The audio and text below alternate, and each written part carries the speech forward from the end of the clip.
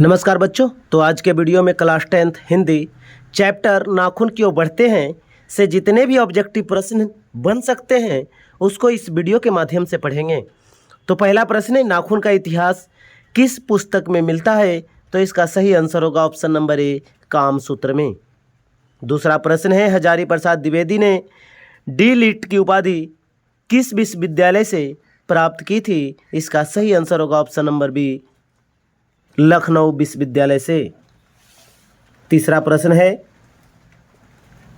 कहानी में चंद्रकार, त्रिकोण, दंतुल, वर्तुलाकार आकृतियों का संबंध मानव के किस अंग से है? तो इसका सही आंसर होगा ऑप्शन नंबर ए, नख से। चौथा प्रश्न है, अलक्त का अर्थ क्या होता है? अलक्त का अर्थ क्या होता है? इसका सही आंसर होगा ऑप्शन नंबर बी, आलता।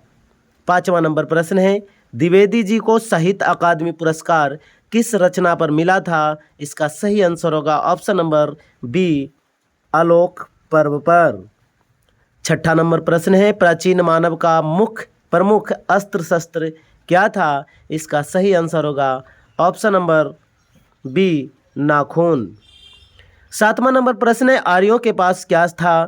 तो इसके सही आंसर होंगे ऑप्शन नंबर डी, इनमें से सभी। आर्यों के पास लोहे का अस्त्र था, घोड़ा था और मिट्टी यानी कच्ची मिट्टी का घर भी था। आठवां नंबर प्रश्न है, सब पुराने अच्छे नहीं होते और सब नए खराब नहीं होते, ऐसा किसने कहा था? और ये प्रश्न 2020 में पूछा हुआ है, इसीलिए ये महत्वपूर्ण भी है। तो इसका सही आंसर होगा ऑप्शन नंबर बी, कालिदास ने। 9 नंबर प्रश्न है, नखदर मनुष्य आज किस पर भरोसा कर रहा है? इसका सही आंसर होगा option number C, atom bomb पर। 10 नंबर प्रश्न है, मनुष्य की मनुष्यता यही है कि वह सबके दुख सुख को सहानुभूति के साथ देखता है, यह तथ्य किसका है?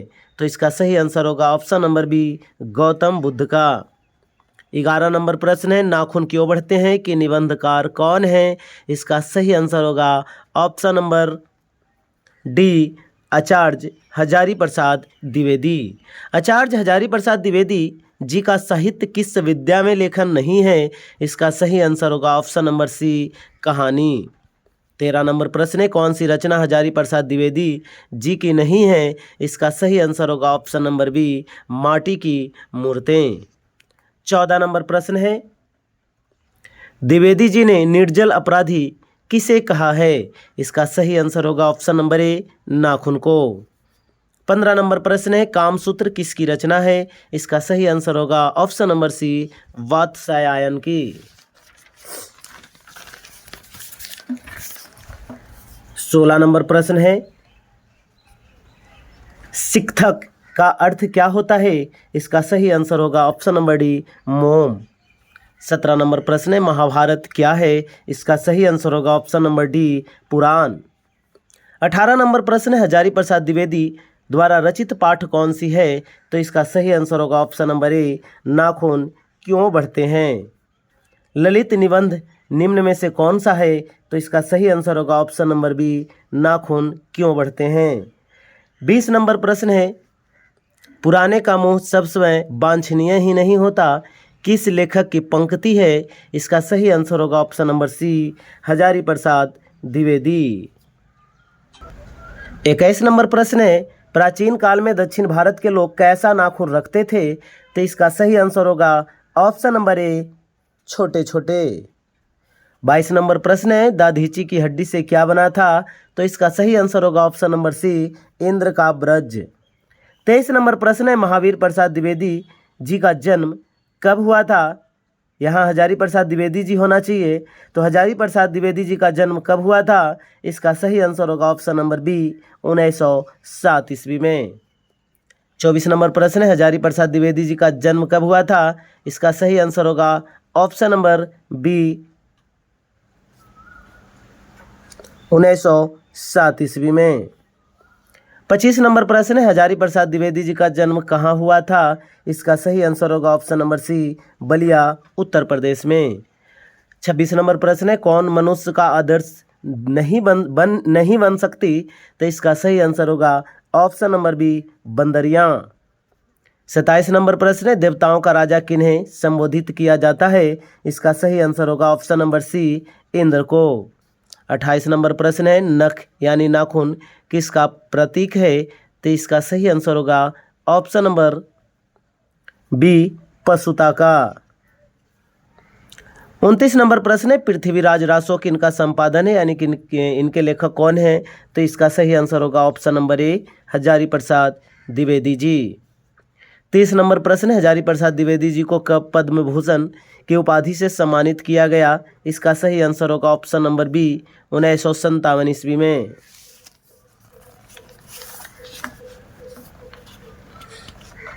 31 नंबर प्रश्न है, अशोक के फूल किसकी रचना है? तो इसका सही आंसर होगा ऑप्शन नंबर सी हजारी प्रसाद द्विवेदी जी। लेखक के अनुसार मनुष्य के नाखून किसके जीवंत प्रतीक हैं? तो इसका सही आंसर होगा ऑप्शन नंबर सी पाशवी वृत्ति का। 33 नंबर प्रश्न है, हजारी प्रसाद द्विवेदी जी की मृत्यु कब और कहाँ हुई? इसका सही आंसर होगा ऑप्शन नंबर ए 1979 दिल्ली में। 34 नंबर प्रश्न है, सहजात वृत्तियाँ किसे कहते हैं? इसका सही आंसर होगा ऑप्शन नंबर बी अनजान स्मृतियों को। 35 नंबर प्रश्न है, द्विवेदी जी से किसने पूछा था नाखून क्यों बढ़ते हैं? इसका सही आंसर होगा ऑप्शन नंबर बी लड़की ने। 36 नंबर प्रश्न है, नाखून क्यों बढ़ते हैं पाठ में बूढ़े ने सबसे बड़ी चीज़ किसे माना है? इसका सही आंसर होगा ऑप्शन नंबर ए प्रेम को। 37 नंबर प्रश्न है, किस देश के लोग बड़े बड़े नख पसंद करते हैं? तो इसका सही आंसर होगा ऑप्शन नंबर डी गौड़ देश के लोग। 38 नंबर प्रश्न है कि पुराने का मोह सब समय वांछनीय ही नहीं होता, यह पंक्ति किस शीर्षक पाठ की है? इसका सही आंसर होगा ऑप्शन नंबर ए नाखून क्यों बढ़ते हैं। और इस वीडियो का अंतिम प्रश्न है, अनामदास का पोथा उपन्यास किस लेखक की कृति है? तो इसका सही आंसर होगा option number A Hazari Prasad Dwivedi. तो थैंक यू दोस्त।